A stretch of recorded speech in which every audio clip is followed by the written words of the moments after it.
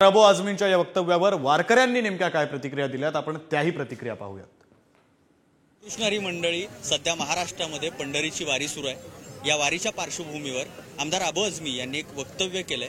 ते वक्तव्य असं आहे की महाराष्ट्रामध्ये वारकऱ्यांमुळे ट्रॅफिक जाम होतंय, मग त्या संदर्भाने तक्रारी का होत नाहीत याच संदर्भात आपण वारकऱ्यांच्या प्रतिक्रिया जाणून घेणार आहोत। दादा काय सांगाल? आझमींचं वक्तव्य असं आहे की वारकऱ्यांमुळे ट्रॅफिक जाम होतं, अशा वेळी तक्रारी का होत नाहीत, तर तुमचं यावर विशेष काय मत आहे? महाराष्ट्रातलं हे एक आपलं हे देवस्थान आहे, तर एकच दिवसानं जर तुम्हाला जर त्रास होत असेल तर आम्ही हा हिंदू धर्माच्या वतीने जे हे कार्य करतो, जे आम्ही वारी करतो, घर सगळं सोडून हे 15 दिवस चालतो, ते वैयक्तिक वाढवतं आणि असं म्हणजे किती तास होतं त्रास, 1 तास 2 तास प्रत्येक ठिकाणी। त्यामुळे हे जे व्यक्त केलं हे विनाकारण आणि एक हिंदूमध्ये वाद घालणारा संपर्क आहे। तुमचं काय मत? त्यांनी आमच्या वर्षातून एकदाच आमचा हा सण असतो। तुम्ही रोज रस्त्यावर नमाज पडता दर शुक्रवारी, मग तुम्ही वर्षातून एकदाच नमाज पडा, अभ्यास म्हणून एवढंच सांगायचं। त्या ठिकाणी आपल्यासोबत काही ताई आहेत, ताईंना विचारू इच्छितो।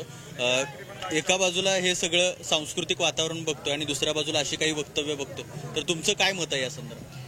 खरं तर धार्मिक गोष्टी घेऊन कोणत्याही तक्रारी होऊ नये।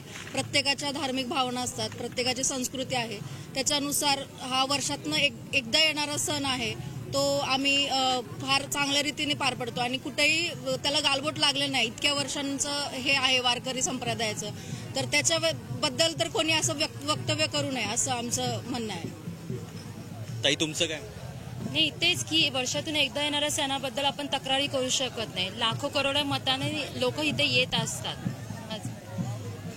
वर्षानुवर्ष लाखो करोडो लोक या ठिकाणी एकत्र येत असतात।